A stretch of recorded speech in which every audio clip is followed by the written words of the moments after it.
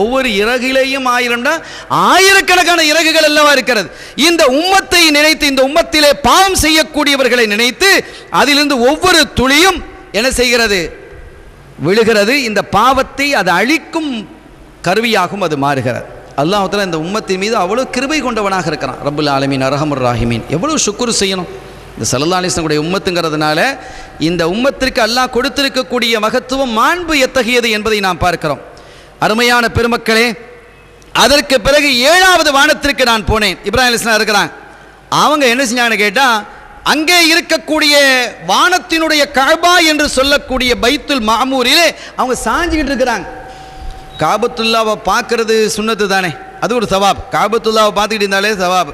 உம்மாவை பார்க்கறது சவாபு, குரானை பார்க்கறது, இன்னும் சில விஷயங்களை, குரானை பார்க்கறது சவாபு, பைத்துல் காபத்துல்லாவை பார்க்கறது சவாபு, தாயை பார்க்கறது சவாபு என்றெல்லாம் இருக்கிறது. இப்போ இப்ராஹிம் அலைஹிஸ்ஸலாம் இப்படி திரும்பி காபத்துல்லாவில் பார்த்துட்டு இருக்கணும் பைத்துல் மாமூரை. அதை பார்க்காமல் அவர்கள் அந்த அதனுடைய சுவரிலே சாய்ந்து கொண்டு யாரையோ எதிர்பார்த்து கொண்டிருக்கிறார்கள் என்று ஹதீதுகளில் வருது. யாரையோ எதிர்பார்க்கணும். யாரை எதிர்பார்க்கறது? அங்கே யார் வர்றாங்க? ஸல்லல்லாஹு அலைஹி வஸல்லம் தான் வர்றாங்க. அப்போ அந்த விளக்கம் சொல்கிறார்கள் அறிஞர்கள், காபத்துல்லாவை நீங்கள் பார்ப்பதை விட ரசூல் ஸல்லல்லாஹு அலைஹி வஸல்லம் அவர்களை பார்ப்பது சிறந்தது. காபத்துல்லாவை நீங்கள் பார்க்குறீங்களா? அதை பார்க்கறதை விட ரசூல் ஸல்லல்லாஹு அலைஹி வஸல்லம் பார்க்கறது இல்லை, அவங்க வர்றாங்கன்னு எதிர்பார்க்கிறதே சிறந்ததுங்கிறாங்க. பார்ப்பது மட்டுமல்ல, அவர்களை எதிர்பார்ப்பதே மிகச் சிறந்ததுங்கிறாங்க. அதனால தான் ஸல்லல்லாஹு அலைஹி வஸல்லம் அவர்களுக்கு அடுத்த அந்தஸ்தை வகிக்கக்கூடிய இப்ராஹிம் அலைஹிஸ்ஸலாம் அவர்கள் என்ன செய்கிறாங்க? அவங்க அடுத்த அந்தஸ்தை வகிக்கக்கூடியவங்க. ரசூலுல்லாஹ்வுக்கு வாப்பா முறை, அவங்க வாப்பா என்னுடைய தந்தைங்கிறாங்க ஸல்லல்லாஹு அலைஹி வஸல்லம். அவங்க தன்னுடைய பிள்ளை எதிர்பார்த்து உட்கார்றாங்க. அப்படி எதிர்பார்த்து உட்கார்வது இந்த பைத்துல் மாமூர் காபத்துல்லாவை பார்ப்பதை விட சிறந்தது என்று அவர்களுக்கு தெரிந்திருக்கிறது. நம்மள எத்தனை பேருக்கு அது தெரிகிறதில்லை, ஆனால் நபிமார்களுக்கு தெரிந்திருக்கு. ஆக ஸல்லல்லாஹு அலைஹி வஸல்லம் அவர்களை அவர்கள் சந்திக்கிறாங்க. அதற்கு பிறகு இந்த பைத்துல் மாமூர் காபாவுக்குள்ள அவங்க போகிறாங்க. அது சம்பந்தமாக நிறைய தகவல் இருக்குது. குறிப்பாக சில விஷயங்கள் சொல்கிறேன். அவங்க சொல்கிறாங்க, கண்மணி நாயகம் ஸல்லல்லாஹு அலைஹி வஸல்லம், நான் அந்த இதுக்கு உள்ளே போனேன். அங்கே வகை வகையான காட்சிகளை நான் பார்த்தேன். அந்த காட்சிகளை எல்லாம் பார்க்கும் சக்தி மிகுந்த கல்பை அல்லாஹ் எனக்கு தந்தான். அதை பார்க்கறதுக்கு ஒரு என்ன செய்யணும்? அந்த பிரம்மாண்டத்தை பார்ப்பதற்கு தனியான ஒரு ஆற்றலும் சக்தியும் வேண்டும். அத்தகைய ஒரு சக்தியை ரப்புல் ஆலமீன் அல்லாஹ் எனக்கு தந்தான் என்று சொல்லிவிட்டு, அந்த செய்திகளை நான் பார்த்தவைகளை, பைத்துல் மாமூருக்குள் நான் பார்த்தவைகளை உங்களுக்கு சொல்வதற்கு எனக்கு அனுமதி இல்லை என்கிறார்கள் ஸல்லல்லாஹு அலைஹி வஸல்லம். அப்போ நம்ம கேட்க முடியாது, ரசூல் ஸல்லல்லாஹு அலைஹி வஸல்லம் அனுமதி இல்லைன்னு. ஆனால் இன்ஷா அல்லாஹ் ஆகிரத்தில் ஸல்லல்லாஹு அலைஹி வஸல்லம் அவங்களே நம்மளை கூட்டிகிட்டு போவாங்க அதெல்லாம் பார்க்கறதுக்கு இன்ஷா அல்லாஹ். சங்கைக்குரிய பெருமக்களே, ஆக அதை பார்ப்பதற்கு நான் பார்த்தேன், ஆனால் அதை உங்களுக்கு சொல்வதற்கு எனக்கு அனுமதி இல்லை என்று அவர்கள் குறிப்பிட்டு காட்டுகிறார்கள். அதற்கு பிறகு சில மனிதர்களை நான் பார்க்கிறேன். அவர்களுடைய முகத்தினுடைய நிறங்கள் எல்லாம் மங்கி போயிருக்கிறது. இவர்கள் எல்லாம் பாவம் செய்தவர்கள். அதற்கு அவர்கள் என்ன செய்ய, ஒரு ஆறு ஓடுகிறது. அந்த ஆற்றிலே அவர்கள் குளிக்க வைக்கப்படுகிறார்கள். அதற்கு பிறகு அவங்களுடைய முகம் என்ன செஞ்சிருது? பிரகாசமாயிடுது. இது பற்றி சொல்லும் பொழுது இதெல்லாம் பாவம் செஞ்சவங்க. அவங்கள அல்லாஹ் தஆலா என்ன செய்ய, பரிசுத்தப்படுத்தின அந்த ஆற்றுல முங்கிட்டு வந்து என்ன செய்ய, பரிசுத்தப்படுத்தி சொர்க்கலோகத்துக்கு அனுப்புறான் என்ற செய்திகள் எல்லாம் விரிவாக சொல்லப்பட்டிருக்கிறது. இந்த பைத்துல் மாமூருக்குள்ளால் நுழையக்கூடிய ஒவ்வொரு நாளும் மலக்குமார்கள் உள்ளே போய்கிட்டே இருக்கிறாங்க வணக்கம் செய்கிறதுக்கு. இதில் பெரிய விசேஷம் என்னன்னு கேட்டால், உள்ளே நுழையக்கூடிய மலக்குமார்கள் யாரும் திரும்பி வர்றதில்லை. உள்ளே போனதான் ஒரு என்டர் தான். உள்ளே போயிட்டமாக திரும்பி வர்றது கிடையாது. அப்படின்னு சொன்னால் ஒரு குறிப்பு சொல்கிறாங்க, குறைந்தபட்சம் ஒரு நாளைக்கு 70,000 மலக்குமார்கள் உள்ளே போகிறாங்க. இது உலகம் அந்த பைத்துல் மாமூர் படைக்கப்பட்டதுலேருந்து எவ்வளோ காலம் இருக்குன்னு நீங்கள் பாருங்கள். 70,000 மலக்குமார்கள் உள்ளே போய்கிட்டே இருக்கிறாங்கன்னு சொன்னால் அது எவ்வளோ பெரிய விசாலமாக இருக்கும், எவ்வளோ பெரிய பிரம்மாண்டம். இதெல்லாம் அல்லாஹ்வினுடைய குதிரத்தை காட்டுறது. இந்த மலக்குமார்கள் எப்படி உருவாகிறார்கள் என்றால், 4வது வானத்திலே நஹருல் ஹயாத் என்று ஜீவ நதி ஒன்று ஓடுகிறது. ஜீவ நதி, நகருங்கிறது ஆறு, நதி, ஹயாத்துங்கிறது உயிர். ஆக ஜீவ நதி என்பது 4வது வானத்திலே ஓடுகிறது. அந்த வானத்திலே, அந்த ஆற்றிலே, இந்த ஜீவ நதியிலே சையதுனா ஜிப்ரீல் அலைஹிஸ்ஸலாம் அவர்கள் நடுநிசையிலே போய் குளிப்பாங்களாம். குளித்து விட்டு அவர்கள் வெளியிலே வந்து தன்னுடைய இறக்கையை அப்படி ஒரு உதறுவாங்க. நீர் இருக்குமா இல்லையா, அதிலிருந்து அந்த துளிகள் விழும். அந்த துளியிலிருந்து தான் அந்த மலக்குமார்கள் படைக்கப்படுறாங்க. எவ்வளோ குதிரத்துக்கெல்லாம் நடந்துகிட்டு இருக்கு, எவ்வளோ ஆச்சரியங்கள் நடந்து கொண்டிருக்கு. இங்கே இவன் கையை இப்படி கட்டுறதான்னு பேசிகிட்டு இருக்கிறான். விரல இப்படி ஆட்டவா இப்படி ஆட்டவான்னு பேசிட்டு இருக்கிறான். அல்லாஹ்வினுடைய குதிரத்துகள் எவ்வளவு இருக்குங்கிறத பேச வேண்டிய காலத்தை விட்டுட்டு நாம் எதையோ பேசி எதற்கோ நம்ம பதில் சொல்லி கொண்டிருக்க வேண்டிய கட்டாயம் நமக்கு ஏற்பட்டு போயிருக்கு. அப்படி ஒரு சூழலை உருவாக்கிட்டாங்க. இதெல்லாம் அல்லாஹ்வினுடைய குதிரத்தை பற்றி பேசும்போது அல்லாஹ் சந்தோஷிக்க மாட்டானா? அவனோட குதிரத்தை பற்றி பேசுகிறோமே, அட என்னுடைய அடியான் என்னுடைய வல்லமையை பற்றி பேசுகிறான், என்னுடைய குதிரத்தை பற்றி பேசுகிறான், என்னுடைய ஹபீபுக்கு காட்டியவைகளை பற்றி பேசுகிறான் என்று அவன் சந்தோஷிப்பான் இல்லையா? அதன் மூலமாக நமக்கு அருள் கிடைக்குமா இல்லையா? இதை விட்டுட்டு தொப்பிய போடுறியா கலட்டியா அப்படிங்கிறத பேச வச்சுட்டான யகூதிகள். அந்த மாதிரி ஒரு சூழல் உருவாகிவிட்டது. சங்கடப்படுகிறோம், பேசாமலும் இருக்க முடியவில்லை. ஹைர் சங்கையானவர்களே, அந்த நஹருல் ஹயா என்ற அந்த ஜீவ நதியிலே ஒரு நடுநிசையின் போது கண்மணி நாயகம் ஸல்லல்லாஹு அலைஹி வஸல்லம் செய்றாங்க. அதை பார்க்குறாங்க. ஜிப்ரீல் அலைஹிஸ்ஸலாம் உள்ள முங்கி குளிச்சுட்டு வர்றாங்க, உதறாங்க. அந்த துளிகளிலிருந்து அவர்கள் படைக்கப்பட்டு அவர் உள்ளே போகிறாங்க. அதற்கு அடுத்து சித்ரத்துல் முன்தஹா என்ற பகுதிக்கு போகிறாங்க. 7 வானத்தையும் கடந்த பகுதி அது. முன்தஹா என்றால் அது எல்லை, பார்டர், அதுக்கு மேலே போக முடியாது. சித்ரத்து என்று சொன்னால் இலந்தை. அந்த இடத்துல ஒரு இலந்த மரம் நிற்குது. இலந்தை பழத்தை பற்றி ரசூல் ஸல்லல்லாஹு அலைஹி வஸல்லம் ஒரு செய்தி சொல்லியிருக்கிறாங்க. யாராவது இழந்த பழத்தை நல்ல நிறைய சாப்பிட்றாங்களோ அவர்களினுடைய கல்பை அல்லாஹ் ஈமானால் நிரப்பி வைப்பான் அப்படின்னு ஒரு ஹதீஸ் இருக்கு. இலந்த பழம் சாப்பிட்றதுனால, ஏன்னா சிதறத்தில் முந்தான அங்கே இருக்கா இல்லையா, அதனால் இலந்தை பழத்தை, இதெல்லாம் இத்ரியாவினுடைய ஷரஹ இத்ரியாவில் எழுதப்பட்ட விஷயங்கள் தான். சூஃபியாக்களாக இருக்கக்கூடிய ஞானிகள் சொன்ன தகவல்கள். இதெல்லாம் நம்பிக்கையாளர்களுக்கு மட்டுமே பேசப்படக்கூடிய விஷயம். அவநம்பிக்கையாளர்களுக்கான நாம் சொல்வது இல்லை, அவநம்பிக்கையாளர்களுக்கு அல்ல. இதெல்லாம் நம்பிக்கையாளர்களுக்காக சொல்லப்படக்கூடிய செய்திகள். ஆக ஸல்லல்லாஹு அலைஹி வஸல்லம் அவர்கள் சொல்கிறார்கள், யாராவது இலந்தை பழத்தை சாப்பிட்டால், வயிறு நிறைய சாப்பிட்டா அவருடைய கல்பை அல்லாஹ் ஈமானால் நிரப்புவான் என்று கண்மணி ஸல்லல்லாஹு அலைஹி வஸல்லம் அவர்கள் குறிப்பிடுகிறார்கள். சரி, இனி இந்த சித்ரத்துல் முன்தஹாவை பொறுத்தவரை அது அற்புதம். சுபஹானல்லாஹ், அதனுடைய காட்சி அல்லாஹ் குர்ஆன் இது யக்ஷ சித்ரத்த மா யக்ஷா அப்படிங்கிறான். அதுவே ஒரு பிரம்மாண்டமாக தான் அல்லாஹ் சொல்கிறான். நீண்ட நெடிய விளக்கங்கள் அதுக்கு சொல்கிறாங்க. சித்ரத்துல் முன்தஹாவிற்கு நிறைய விளக்கங்களை எழுதுகிறாங்க. அது எப்படி இருக்குண்டு, அதனுடைய இலைகள் எப்படின்னு கேட்டால் யானை காது இருக்குது பாருங்கள், அதனுடைய வடிவில் இருக்குதுங்கிறாங்க ஸல்லல்லாஹு. யானையினுடைய காது எப்படி இருக்கும், இப்படி ஒரு ஜாதி இருக்கும் இல்லையா, அந்த வடிவில் இருக்கிறது. ஆனால் பெருசு, அந்த ஷேப் யானை காதினுடைய ஷேப்பில் இருக்கக்கூடிய அந்த ஒரு இலை, அந்த இலைகள், அதனுடைய இலைகள் கோடிக்கணக்கான இலை இருக்குது, கலராக இருக்கிறது. ஒரு இலையை பறித்து வந்தால் இந்த உலகத்தை மூடிவிடலாம் என்கிறார்கள் ஸல்லல்லாஹு அலைஹி வஸல்லம். என்ன பிரம்மாண்டமாக இருக்கு நீங்கள் பாருங்கள், கற்பனையே பண்ண முடியாது. என் கற்பனைக்கு பட்டால் தான் சரின்னா ஒன்றுமே சரியில்லாமல் போயிடும். அந்த ஒரு இலையை கொண்டு வந்தால் இந்த உலகத்தை மூடிடலாம். அப்படி கோடிக்கணக்கான இலைகள், அதிலிருந்து முத்துக்களும் மாணிக்கங்களும் மரகதங்களும் அப்படியே உதிர்ந்து கொண்டிருக்கிறது. நாம் அங்கிருந்தால் தான் பெரிய பிஸ்னஸ் மேன் ஆகிடலாம் போல இருக்கு, அள்ளிட்டு வரலாம். இங்கே இப்போ கல் கிடைக்க மாட்டேங்குதுங்கிறாங்க, மழை பெஞ்சா கல் கிடைக்காதுங்கிறான், ஏதாவது ஃபங்க்ஷன் வந்தால் கல் அறுக்க போகிறது இல்லைங்கிறான், அது சுட்ட கல்லுங்கிறான், சுடாத கல்லுங்கிறான், மையத்திட்டான், கலர் அடிச்சிட்டான். இந்த வம்புலாம் ஒன்றும் இல்லை. அங்கே சுபஹானல்லாஹ் அவ்வளோ ஒரிஜினல் கொட்டி கொண்டிருக்கிறது, மாணிக்கங்களும் மரகதங்களும் கொட்டி கொண்டிருக்கிறது. அதோடு மாத்திரமல்லாமல் சையதுனா ஜிப்ரீல் அலைஹிஸ்ஸலாம் அவர்கள் என்ன செய்தார்கள், அந்த இடத்திலே தன்னுடைய இறக்கையை அப்படி விரிச்சாங்க. விரிக்கும் பொழுது அதிலிருந்து மரகதங்களும் மாணிக்கங்களும் பவளங்களுமாக வந்து கொட்டுகிறது. யார் அள்ளிட்டு போகிறது? நம்மளும் இங்கே உட்காந்துட்டு இருக்கிறோமே, அவ்வளோது அள்ளிட்டு வந்து தந்தாங்களான்னு நம்ம கேட்குறோம். ஸல்லல்லாஹு அலைஹி வஸல்லம் இவைகளை எல்லாம் அல்லாஹ் காட்டுகிறான், அந்த காமிக்கிறான். எத்தகைய அற்புதங்கள் என்னிடத்தில் இருக்குது. இதெல்லாம் யாருக்கு? அல்லாஹ்வையும் அவனுடைய திருத்தூதரையும் ஏற்றுக்கொண்டு அவர்கள் யாரை ஏற்றுக்கொள்ள வேண்டும் என்று சொன்னார்களோ, எப்படி வாழ வேண்டும் என்று சொன்னார்களோ, எப்படி வணங்க வேண்டும் என்று சொன்னார்களோ, எதை நெறிப்படுத்த வேண்டும் என்று சொன்னார்களோ, அவைகளை எல்லாம் யார் செய்கிறார்களோ அவர்களுக்கு இந்த பாக்கியங்கள் எல்லாம் ஆகிரத்திலே கிடைக்கும். அல்லாஹ் என்னையும் உங்களையும் நம்மை சார்ந்தவர்களையும் அந்த பாக்கியம் பெற்றவர்களிலே ஆக்கி வைப்பானாக. சங்கையான பெருமக்களே, அதற்கு பிறகு அந்த சித்ரத்துல் முன்தஹாவின் என்று சொல்லக்கூடிய அந்த இலந்தை மரத்திலிருந்து 4 ஆறுகள் உற்பத்தியாகிறது. அந்த 4 ஆறுகளில் 2 ஆறு சொர்க்கத்துக்குள்ளே போயிடுது. அதில் ஒன்று ஹவுதுல் கௌதர், இன்னொன்று சல்சபீல். இன்னும் 2 ஆறுகள் இந்த பூமிக்கு வருகிறது என்கிறார்கள், நைலும் யுப்ரட்டீஸும். நைல் நதியும் யுப்ரட்டீஸ் நதியும் சுவன நதிகள் என்கிறார்கள் கண்மணி ஸல்லல்லாஹு அலைஹி வஸல்லம் அவர்கள். எனவே 2 நதிகள் இங்கே வருகிறது. சங்கையானவர்களே, இந்த பைத்துல் மாமூருக்கு போகும் பொழுது சையதுனா இப்ராஹிம் அலைஹிஸ்ஸலாம் அவங்க சாஞ்சிட்டு இருந்தோன்னு சொன்னோம் இல்லையா, சரி, இப்ராஹிம் அலைஹிஸ்ஸலாம் அவர்கள் சொன்னாங்க, மகனே, வாப்பா தானே, மகனே என்று குறிப்பிட்டு உங்களுடைய உம்மத்தை சுவனலோகத்திலே மரம் நடச் சொல்லுங்கள். இந்த கவர்மெண்ட் சொல்ல மரம் நடுவீர் மழை பெறுவீர்னு சொல்கிறான் இல்லையா, இது இப்ராஹிம் அலைஹிஸ்ஸலாம் அப்போவே சொல்லிக்கிறாங்க, மரம் நடுவீர். எங்கே மரம் நடணும்? சொர்க்கலோகத்திலே மரம் நட சொல்லியிருக்கிறாங்க நமக்கு. அப்போ கேட்குறாங்க, எப்படி மரம் நட சொல்வது தந்தையே? இப்ராஹிம் அலைஹிஸ்ஸலாம் அவங்களை பார்த்து ஸல்லல்லாஹு அலைஹி வஸல்லம் கேட்குறாங்க, எப்படி மரம் நட சொல்வது என்று.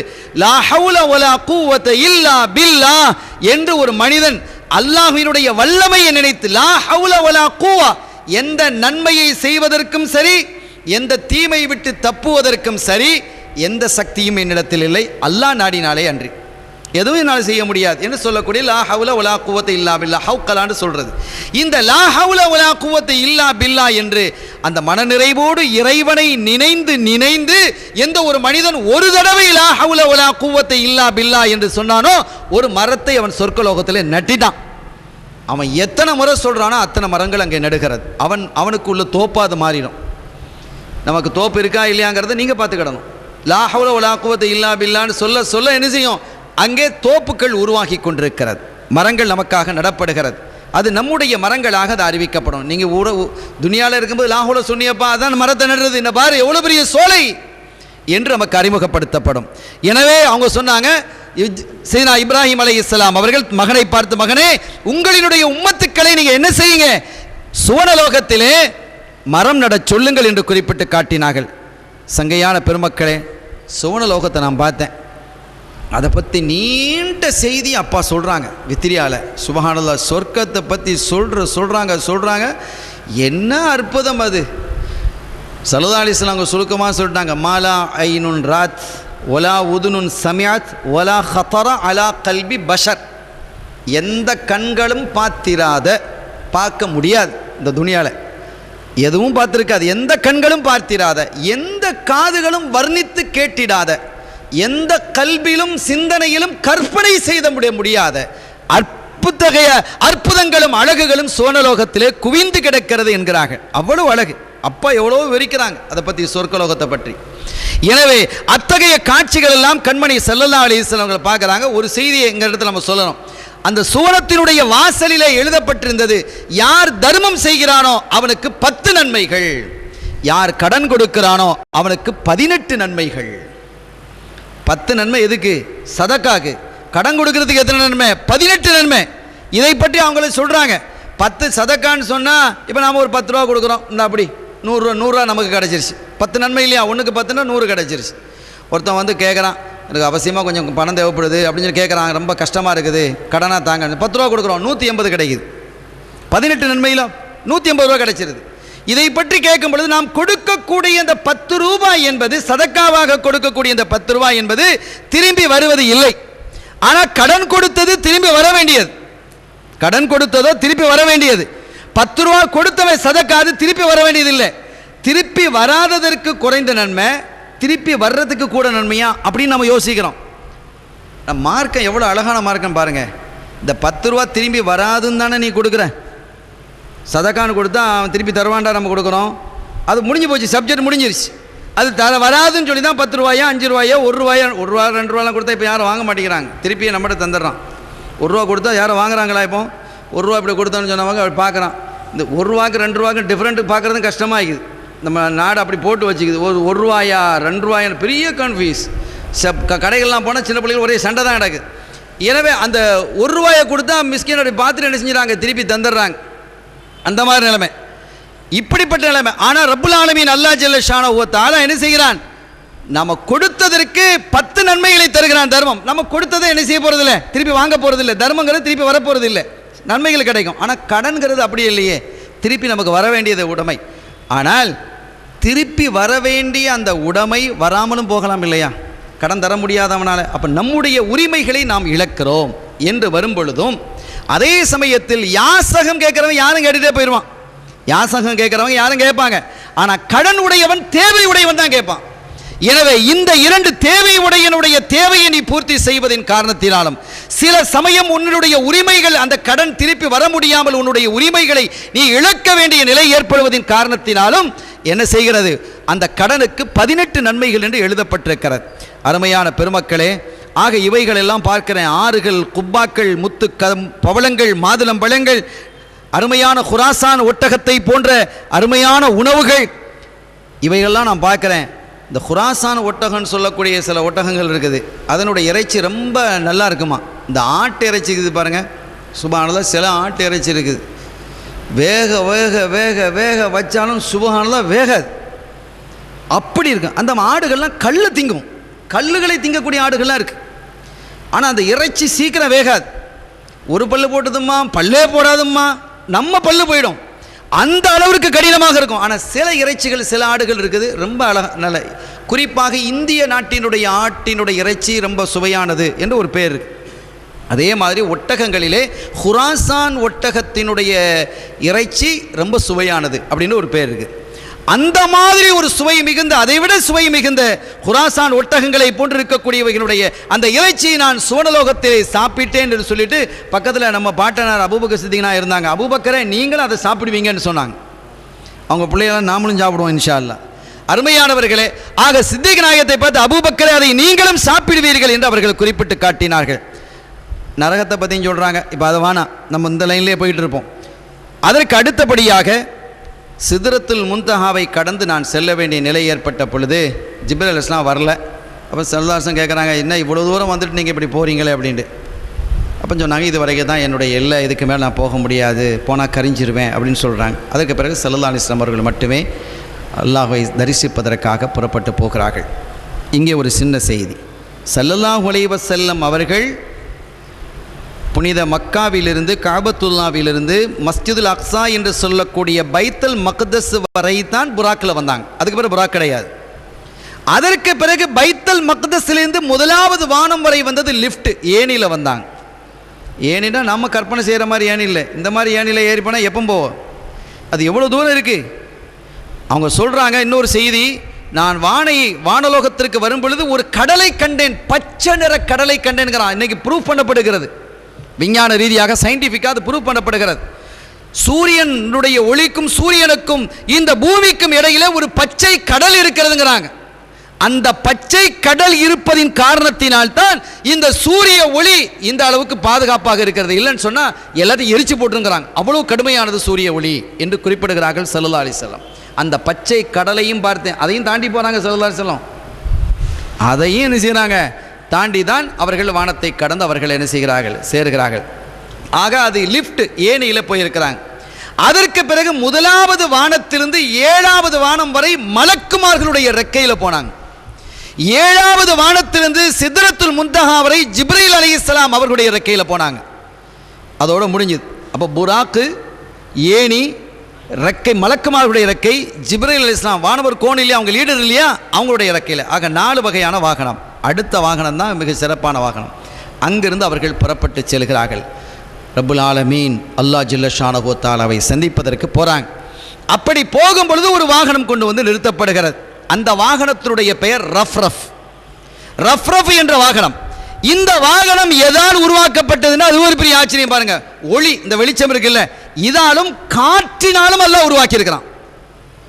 ரெண்டையுமே பார்க்க முடியாது, பிடிக்க முடியாதது. காற்றையும் ஒளியையும் வெளிச்சத்தையும் கொண்டு உருவாக்கப்பட்ட ஒரு ஸ்பெஷல் வாகனத்தை ரப்புல் ஆலமீன் அல்லாஹ் ஜல்ல ஷானஹு வ தஆலா தன்னுடைய ஹபீப் சையதுனா முஹம்மதுர் ரசூலுல்லாஹி ஸல்லல்லாஹு அலைஹி வஸல்லம் அவர்களுக்கு உருவாக்கி அதில் பிரயாணித்து வர சொல்கிறான். அவர்கள் பிரயாணித்து போகிறாங்க. அப்படி போகும் பொழுது 70,000 திரைகள் இருந்தது. சிதறத்துல் முன்தஹாவிற்கும் அல்லாஹ்வினுடைய சமூகத்திற்கும் இடையிலே 70,000 திரைகள் இருக்கிறது. ஒவ்வொரு திரைகளுக்கு இடையிலும் இருக்கக்கூடிய தூரம் சுப்ஹானல்லாஹ் ஒரு நீண்ட நெடிய தூரம். அவைகள் எல்லாம் அவங்க என்ன செய்கிறாங்க, கடந்து போகிறார்கள். ஒவ்வொரு திரையும் ஒளியினாலானது. சில கடல்களை நான் பார்த்தேன், நெருப்பு குழம்புகளை போன்று இருந்தது. ஆனால் அங்கே உள்ளே நுழையும் பொழுது அது குளிராக இருந்ததுங்கிறாங்க.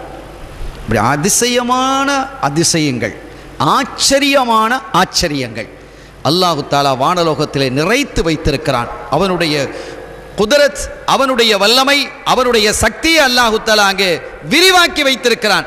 அதையெல்லாம் அருள் நபி கண்மணி சையதுனா முஹம்மதுர் ரசூலுல்லாஹி ஸல்லல்லாஹு அலைஹி வஸல்லம் அவர்கள் பார்த்து கொண்டே அவர்கள் செல்கிறார்கள். சங்கையான பெருமக்களே, ஒரு கட்டத்தில் அவர்கள் செல்லும் பொழுது இந்த லவ்ஹுல பேனா எழுதுது பாருங்க, கலம், அந்த கலம் லௌகிலே அந்த பேனா எழுதக்கூடிய சப்தத்தை நான் கேட்டேன் என்கிறார்கள்.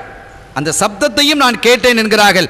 அந்த அளவிற்கு அவர்கள் மிகவும் உயர்ந்து உயர்ந்து அவர்கள் போய்கிட்டே இருக்கிறாங்க. ரொம்ப உயரமாக சென்று கொண்டிருக்கிறார்கள். ஒரு திரைக்கும் இன்னொரு திரைக்கும் இடையிலே உள்ள தூரத்தை பற்றி சொல்லும் பொழுது 500 வருஷ தூரங்கிறாங்க. ஒரு குதிரையில் போகக்கூடிய ஒருத்தன் 500 வருஷம் நான் ஸ்டாப், எங்கேயும் நிறுத்தாம 500 வருஷம் பிரயாணம் பண்ணான்னு வைங்க, எவ்வளவு தூரமோ அவ்வளவு தூரம் முதல் திரைக்கும் இரண்டாவது திரைக்கும் இடையில இப்படி 70,000 திரைகள் இருக்குது. கற்பனைக்கு அடைபடுதா? கற்பனைக்கு அடைபடாதது தான் அல்லாஹ்வினுடைய குதரத், வல்லமை அது. எனவே அத்தகைய வல்லமையும் சிறப்பையும் ஸல்லல்லாஹு அலைஹி வஸல்லம் அவர்கள் காண்கிறார்கள். அவைகளை எல்லாம் கடந்து கொண்டே இருக்கிறார்கள். கடைசியாக அரிஷ் அவங்க நெருங்குறாங்க. 70,000 திரைகளையும் கடந்து போனதற்கு பிறகு அவர்கள் அரிஷை நெருங்கும் பொழுது அரிஷ் கண்மணி ஸல்லல்லாஹு அலைஹி வஸல்லம் உடைய முந்தானையை பிடித்து கொண்டது. அந்த அரிஷினுடைய பிரம்மாண்டத்தை பற்றி தனியாக சப்ஜெக்ட் இருக்கு. இது எவ்வளவு நேரம் சொல்றதுன்னு எனக்கு சொல்ல முடியல. அந்த அளவுக்கு அரிஷை பற்றி உண்டான தகவல்கள் நீண்ட தகவல். சின்ன ஒரு குறிப்பை மட்டும் நான் சொல்லுகிறேன். அரிஷினுடைய தன்மை என்ன என்று சொல்லும் பொழுது ஒரு வித்தியாசமான படைப்பு என்கிறார்கள் ஆரிஃபீன்கள். அது ஒரு வித்தியாசமான படைப்பு. ஒரு தூண், 4 தூண் இருக்கு அரிஷுக்கு. அந்த அரிஷுக்கு இருக்கக்கூடிய 4 தூண்கள், ஒரு தூணுக்கும் இன்னொரு தூணுக்கும் இடையிலே உள்ள தூரத்தை பற்றி சொல்லும் பொழுது விரைவாக பறந்து செல்லக்கூடிய ஒரு பட்சி, ஒரு பறவை, ரொம்ப விரைவாக பறந்து செல்லக்கூடிய ஒரு பறவை 80,000 வருஷம் பறந்தால் எவ்வளவு தூரம் பறக்குமோ அவ்வளவு தூரம் ஒரு தூணுக்கும் இன்னொரு தூணுக்கும் இடையில் இருக்கக்கூடிய கேப்புங்கிறாங்க. கற்பனைக்கு அடைபடாது. அப்படிப்பட்ட எல்லா படைப்புகளும் உலகத்தில் அல்லாஹ் என்ன படைச்சிருக்காங்க? சொர்க்கமா, நரகமா, ஒரு சூரியனா, சந்திரனா, இந்த உலகமா, அதுவா இதுவா, புதனா, வியாழனா, சனியாண்டு எத்தனையோ கோலங்கள் இருக்கிறது அல்லவா? இவைகள் செவ்வாய் கிரகணமா, எல்லாவற்றையும் கொண்டு வந்து அல்லாஹ் படைத்திருக்கக்கூடிய அத்துணை படைப்புகளையும் கொண்டு வந்து இந்த அரிசியிலே போடப்பட்டால் அது எப்படி இருக்கும் தெரியுமா? ஒரு பெரிய ஒரு காட்டில் ஒரு சின்ன மோதிரத்தை போட்டால் எப்படி இருக்குமா அப்படிமா. இவ்வளோத்தையும் அதற்கு போட்டதுக்கு பிறகு அரிசியினுடைய பிரம்மாண்டம் அங்கே போடப்பட்டால் அது எவ்வளவோ அவ்வளவு. அப்படிப்பட்ட ஒரு பிரம்மாண்டம் தான் செய்தனா ஹிஸ்கியாயில் என்று ஒரு மலக்கு. அப்பா அவர்கள் குறிப்பிடுறாங்க, அப்பாவுடைய அந்த பாடலினுடைய சரகிலே ஹிஸ்கியாயில் ஒரு மலக்கு இருக்கிறாங்க. அவர்களுக்கு அல்லாஹ் தஆலா 15,000 இறக்கைகளை கொடுத்திருக்கிறான். 15,000 இறக்கைகள், 1-2 இறக்கை இல்லை, 15,000 இறக்கை. அந்த 15,000 இறக்கைகளை அல்லாஹ் கொடுத்திருக்கிறான். ஒரு ரெக்கைக்கும் இன்னொரு ரெக்கைக்கும் இடையில இருக்கக்கூடிய கேப், இடைவெளி எவ்வளவு என்று சொன்னால் 500 வருஷ பிரயாண தூரம். அப்போ நீங்கள் பார்த்துக்கிட வேண்டியதான். இவங்களை கற்பனை பண்ணி பாருங்க, அந்த மலக்கு எப்படி இருப்பாங்கன்னு சொல்லி, அந்த மலக்கு எவ்வளோ பிரம்மாண்டமாக இருப்பார்கள் என்று. அவர்கள் என்ன செய்தாங்கன்னா 15,000 வருஷம் அடியிலேருந்து அந்த தூணுக்கு அடியிலேருந்து பிறக்கிறாங்க அந்த அரிசப்பை ஏற்றுறதுக்காக வேண்டி. 15,000 வருஷம் பறந்தால் அது போய் சேர முடியல. பறக்கிறாங்க பறந்துக்கிட்டே இருக்கிறாங்க. சரி, அல்லாஹ் சொன்னா அவனுடைய குதிரத்தை காட்டுறதுக்கு ஹிஸ்கியாயில் உங்களுக்கு இன்னும் நான் அதிகப்படுத்துகிறேன்னு சொல்லி இன்னும் 15,000 ரெக்கையை அதிகப்படுத்தி 30,000 ஆகி அவங்க என்ன செஞ்சால் அவங்களுடைய அந்த மலக்கினுடைய வேகத்தையும் அதிகப்படுத்தி 15,000 ரெக்கையும் எக்ஸ்ட்ராவாக கொடுத்து 30,000 ரெக்கைகளாக ஆக்கி 30,000 வருஷம் பறக்க வச்சிருக்கிறான். அப்பவும் அந்த தூணை கடந்து முடியல. அப்போ அவங்க சொன்னாங்களாம், இஸ்ராஃபீல் கடைசியில் சூர் ஊதுவார், அது வரைக்கும் நீங்கள் பறந்துக்கிட்டே இருந்தாலும் அதை போய் கடக்க முடியாது. அப்படி ஒரு